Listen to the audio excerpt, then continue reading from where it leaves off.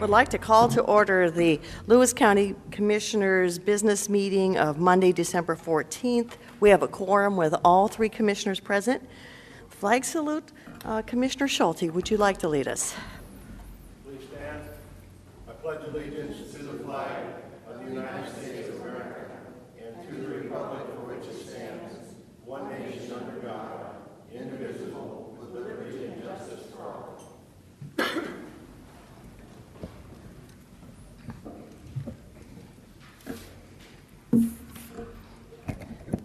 Madam Chair, I make a motion to approve the December 7th, 2015 BOCC minutes. I second. It's been moved and seconded to approve the minutes of December 7th, 2015. All in favor say aye. Aye. Aye. Opposed? Motion carried. Public comment. And we have Steve Mansfield. Would you please come? And we'll let you go beyond 3 minutes. Usually it's 3 minutes. You'll let me I know go you have 3 minutes, or I can only go You 3 get minutes? more. Edna, that's as dangerous as giving Ron an unlimited time. I didn't get a chance to say, when you get past 7 minutes, we'll tell you. Yeah, I tell you what, it's not going to be that long. And besides a number, when you're done with me, just say, sit down. I'm okay with that, all right? Good morning, Commissioners. Steve Mansfield, Emergency Management. I'm just here to give you a brief outline of where we are this week with the storm. As you know, we've moved from the response phase of this into the recovery phase. The EOC duties have all been transferred back to emergency management. We are still activated at a level 1. State's activated at a level 2 in support of us, so we got a lot going on. Our priority at this point is still life safety, number 1, and helping facilitate the process of getting the people who have been affected by this latest round of weather conditions the help that they need. That entails a lot of different things from a lot of different people. Many of that comes from county government. Many of it comes from within our public and our community also.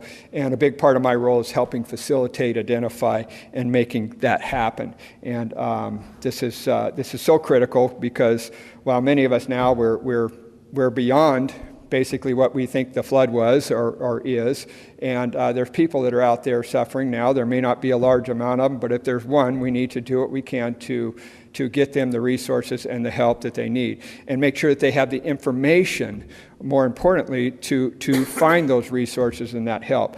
So we don't have damage estimates yet, hard damage estimates yet. The Public Assistance Program, we have 5 different entities that have reported: Chehalis Port, Mount Rainier Railroad, Lewis County Public Works, the City of Winlock, and of course the Sheriff's Office. This is just initial. There'll be a lot more than this as it comes in. Once again, this is a separation from the November storm, which we're also in the middle of as far as recovering dollars for Lewis County. Individual Assistance Program, we just have 19 people right now, homes that have been actually identified. There's going to be more additional follow-up here. Once again, we don't have a real good damage assessment for what's happening. You say 19 homes? 19 homes. Is that most in High Valley? That have flood damage. We know that there's more, okay, but once again, the water has just recently gone down, and a big part of this is getting out the information of where they can report it and what they need to report, and then us following up on that. Generally speaking, at this point of the game, we would have the American Red Cross out doing a windshield survey for us because they're trained in doing that, getting us the information back, and we would be making some initial contacts in the field. Their resources have all been called elsewhere, and this is a familiar game for us. Yep. And so we will deal with that. I'm working with some other possible alternatives for us getting Michelle Fries from the American Red Cross to train some of our volunteers so that they can go do it. I'm in that process right now, and I just wanted to make sure that you understood that, and it's not anything that we have forgotten. We're also working with Tim Elsey, helping do some work with Public Works, and they are facilitating a debris removal program for the East End, and I'll let him speak on that if you would. You bet. First of all, I want to say that I think the public is very, very well served with Steve Mansfield as our emergency manager. I can't imagine anyone doing a better job or being more conscientious than he's been throughout this whole process. And then on top of that, our crews have been amazing. They've been out. They were fighting flood most of the night on the first night that we were hit, and then after that they were out late taking care of debris removal, getting people to their houses, helping in emergency response. And then this weekend they were out in the Timberline Coal Creek area, freeing a log jam, and then also on Klein Road, getting people to their houses again. We've got a significant amount of damage. Our crews will be out working we've got project formulation crews that will be going out doing the cost estimates on all the different damaged Are you talking roads. damage to roads and bridges and culverts? Correct, yeah. And so we spoke with state DEM last week on a couple of occasions. We're lined out. Of course, we've worked with them very closely for the last several years, so they really like our processes. They have used the processes that we've developed before me. I didn't have anything to do with it, but they've used those processes in training other entities of how to handle emergencies. So our crews are out there. They're serving the public well. Steve's here. He's doing an amazing job, and so that's all I have. Okay. Thank you, Tim. The thresholds for the state are at $9.5 million, the same as what they were in the November storm. Initial information that I saw in the paper last week was that they were at 5. Commissioner Fund brought up the highways, both I-5 and Highway 12, where there'd be substantial damage. Unfortunately, Commissioner, those highways fall under a different program, not the public assistance, but I think with just the work that our Public Works and Tim is doing is going to put us, which is at $270,000, over that mark. And now the state this morning, with our general conversation back and forth, they're fastly approaching if they've not exceeded that dollar. What that means is that they would be asking for a presidential once they get that dollar. And this is the initial phase of all this. Once again, we're still going through the November. We're going to get a lot more in the November.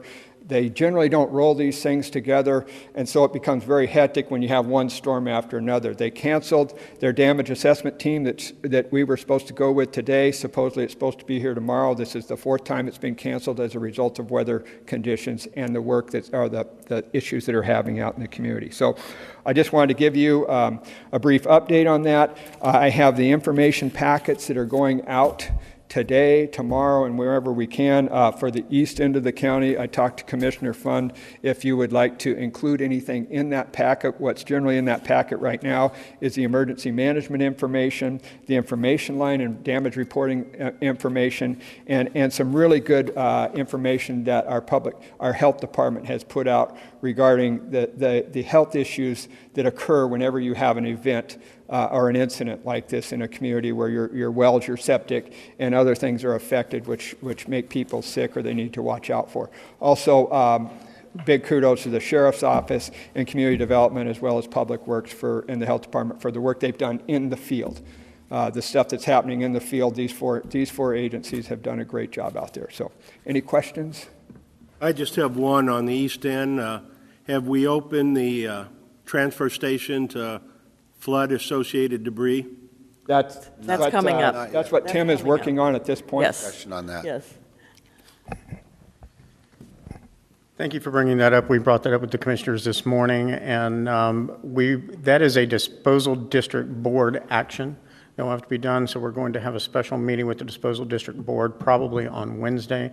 We'll have a resolution set up at that point. We'll open up for free disposal for flood damage for a date certain, and from that point on, we'll allow some exceptions, but verifiable exceptions. But thank you for bringing that up. Yep.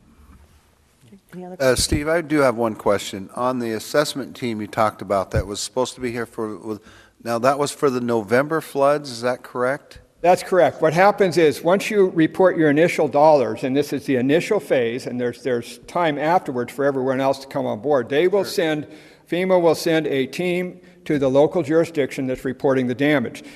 What their job is to verify as closely as they can that the damage did occur, take that back to the governor, and the governor uses that for his justification with the president. Say, we verify these damages. It's not just word of mouth. So that is what's happening for the November. After that, is when the floodgates open and everyone else starts saying, oh, well, we can actually get money for that, and the people we were twisting their arms that didn't respond in the initial phase will come forward. And that's what we talked about in a previous meeting. They will come forward, so we'll have a whole bunch more damage reporting in a number of different areas they can report. It's just not damage, but it's loss of a number of different things, several categories. So once they're educated on that, that process starts for the November one. We haven't even touched this yet. Okay, so that's coming next. So I guess my concerns are that they canceled for the November one, their team, because of what took place, I guess, in our last week, right? That's correct. So, and then along with my questions on that, my concerns is I'm hoping that, I'm guessing that they're probably going somewhere in larger population areas, the team? That tells me if they canceled here. They canceled up there too. Okay. And I just want to make sure that. Yeah, we're not going to get shortchanged here. Okay, I can guarantee. I have to tell you that is a concern of mine. And a big part of our role here is bringing back the relief and the money, both for public assistance, which we have met thresholds for, and I believe for both these storms now, and individual assistance, which we have not met. And even if we do not meet the individual assistance thresholds, which will allow FEMA to come in and do the things they did in 06, 07, and 09, we still need to connect these people to programs and resources and help where we can. And that is all. We have not lost sight of that, and we need everyone's help in doing that also, because I believe that's part of our responsibilities and duties. Absolutely. Steve, thank you. Do you have an information number you could give out? Pardon? Do you have an information number people the number that people should be calling is 740-1152. When you get to that number, we've had several problems with it because it was supposed to do several things, and we've had some hiccups with it last week. Supposedly that's all fixed now. It's an information line as well as a damage reporting line, as well as a well information and water line. So it does three things. So when you get the number, when you call in, it'll have you push one button, and then we're checking that every 2 hours at this point and recontacting the people that have some sort of damage to report and make sure that there's not any unmet needs that they have, health needs, food needs, shelter needs, things like that we will refer them to the proper organizations within our community to take care of that. And I do want to put one further plug in for the faith-based organizations in Lewis County. They, in the past, and they currently do an absolutely fantastic job that's often underrated and underreported with the people here in the county as far as helping them out. We have all the things that we do. We hear about the United Way, we hear about the Red Cross, the Salvation Army, but the churches, the faith-based organizations pick up a huge load that no one ever sees. So, Thank you. Mr. Elsey, did you have something to add? No, I did want to echo the sheriff's kudos to, the former sheriff's kudos to the current sheriff and their staff. They did a great job with the EOC. And so the handoff from DEM to EOC and back to DEM went very, very smoothly, and the channels of communication were amazing. Okay. Thank you. And just to let folks know that we have contacted all of our legislators and senators and our state representative, Jamie Herrera Butler, and saying we need Highway 12 looked at, and I understand DOT's working on it, but that is such a big deal for our county. and if I could make one last comment about that, we understand that the longer that highway is closed, the more the businesses are going to be impacted up there, and in a big way. Absolutely. This is ski season. This is where they make a lot of their revenue. So we're going to have some issues as far as that goes, and that affects the families, the whole community up there. And there are programs, there are dollars that would help assist them, and we'll be trying to make those connections and do what we can to facilitate that. Any other questions from the board? Okay, thank you, Steve. Madam Chair, I move to approve the notice agenda, 2 items, resolution number 15 TAC 361 and 15 TAC 362. I second. Mr. Elsey again. Good morning, Commissioners. Tim Elsey, Public Works Director, speaking to both items 1 and 2 on your notice agenda.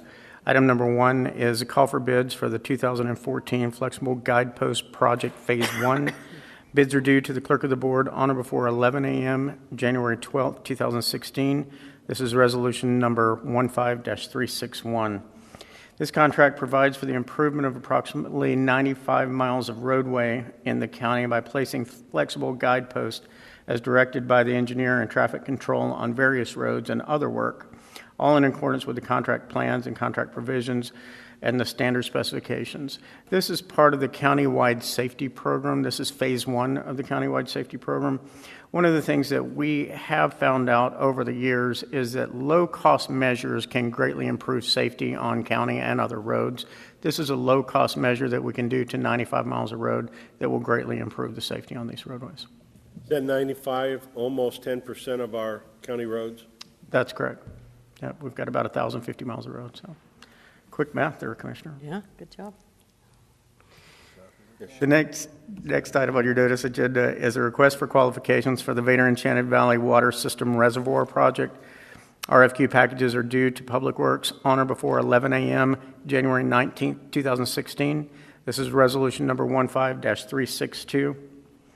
As you're aware, we applied for and received Community Development Block Grant funding in the amount of $717,000 from the State Department of Commerce to put an additional reservoir in the Vader water system. This resolution will allow us to go out for requests for proposals for qualified engineering firms, and then we will award to the most qualified and construct the reservoir. This is the one Achilles heel, or the final, I think, Achilles heel in the Vader water system. When we took over that water system, I think the board's aware that we had about 60% water loss. But due to the previous community development block grant projects, plus the hard work of our staff fixing a lot of leaks in that system, we've gotten the water loss down to 20% or a little bit below. We're still striving for lower than that, but this helps us quite a bit. That has helped the system quite a bit. So the Achilles heel has been only having one reservoir, which means that you can't take it offline to clean it, do maintenance, et cetera, or it's difficult to do that and continue to provide water to the residents. This will give that redundancy, and it will also allow us to have a little bit more head in the system so that we can provide more pressure to the residents that are served higher up in the system. Thank you. Questions? Thank you.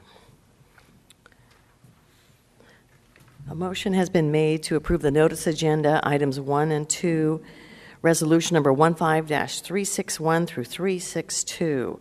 All in favor say aye. Aye. Aye. Opposed? Motion carried. Madam Chair, I move to approve the consent agenda, items 3 through 10, resolution number 15-363 through 15-370. I second. All right, the first one is appointment to the Lewis County Flood Control District number 1, and Pete Basie is being appointed to that. The Flood Control District approached us about making this appointment. Pete Basie was on this district in 1991, one of the founders, and he's been out of the county, but now he's back in the county. There are some folks asking about whether he would be able to serve, and yes, he will be. He is available and is eager to continue to serve on that group. The next resolution is regarding the Board of Directors of the Public Facilities District. In the last month and a half, we've had Pete Corwin and Dave Cooper resign from their appointments from District 1. And we had this out for 2 weeks for people to apply. And then we had the second resignation, so we put it out for another 2 weeks. When we received 4 applications, and I want folks to know, we really want people to apply, and we're happy that we had 4 people, but sometimes when we put requests out for people to apply to be on our boards, we don't have a really good response, but we're glad we did receive 4. One of them did not live in the district I serve, so they were eliminated. Another person really did not really know what the PFD did, and once they found out, they weren't interested. So we were happy to have 2 of our District 1 citizens, Ron Averill and Candy Hallam, to be a part of that PFD. And I have received some questions about Candy being on that since she works for us, the BOCC. And we checked with our legal counsel, and he said that was not a problem, that we do have many of our county employees serving on boards, And at this point in time, at the age of the PFD, the BOCC has very little to do with that. And if anything did come up, that Candy would excuse herself. So anyway, this resolution appoints both Ron Averill and Candy Hallam. All right, Ms. Smith.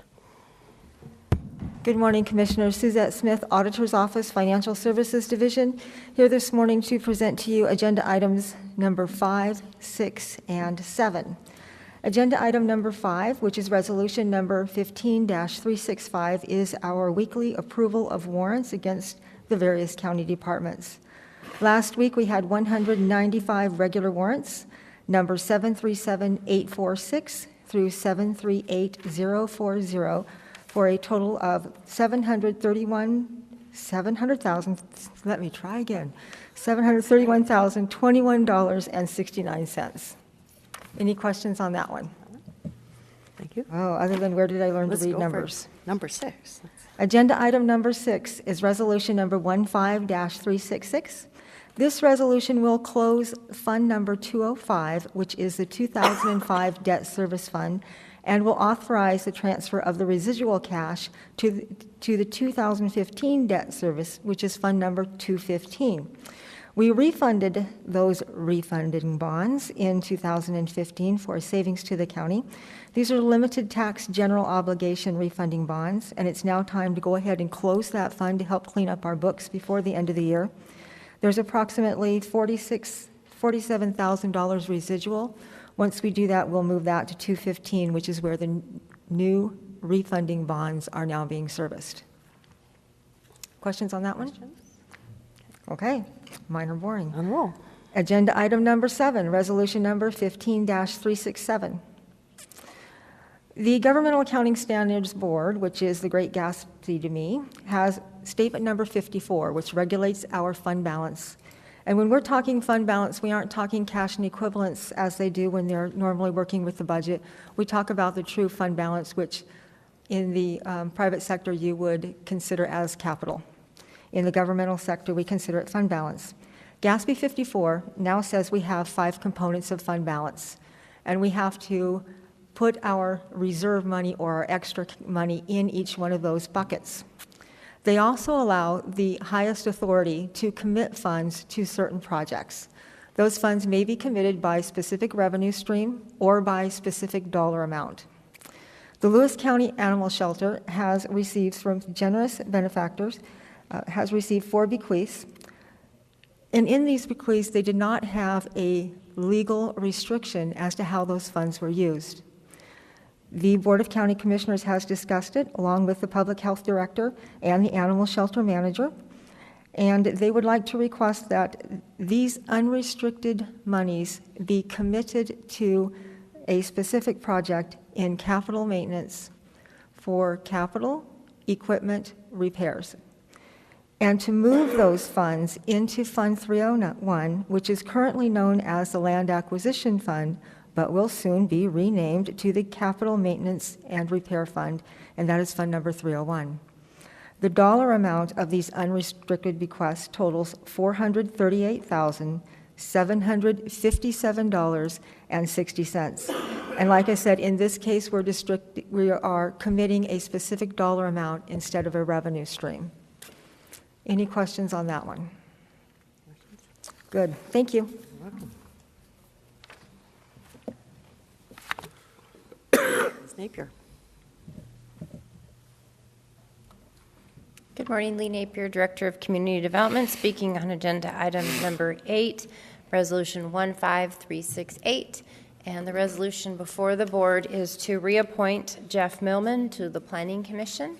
Mr. Millman has served, completed a term of one of our board members stepped down. Mr. Millman completed that term, and he would like to serve 4 more years. Any questions? Do we have future vacancies also? Yes, we will have. Thank you, Commissioner. 2016, we will find that we have 2 openings on the Planning Commission, possibly in Districts 2 and 3, or District 3 with an opening for an at-large position. And it's important to fill these positions because the Planning Commission meets twice a month, and in order for them to conduct their business, they need a quorum of at least 4 people. And so we would like to have the board completely filled. And if anybody has questions about being a planning commissioner, I'd be happy to answer those questions.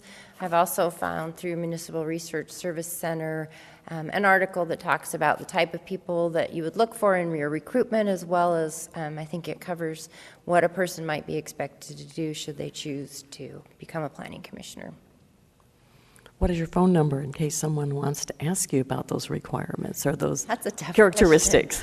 360-740-2606. Okay. Questions? Thank you. Thank you. Mr. Elsey. Good morning again, Commissioners. Tim Elsey, Public Works Director, speaking to items 9 and 10 on your consent agenda. Item number 9 is resolution number 15-369, acquisition of additional road right-of-way for the Highway 603 Stabilization Project. As you're aware, resolution 15-332 authorized or instructed the Public Works Department to make necessary notifications and publications required before considering the use of eminent domain to acquire right-of-way for the Highway 603 Stabilization Project. The parcel that we're discussing now is a parcel that we had negotiated with the property owner, and we're on the same page with them.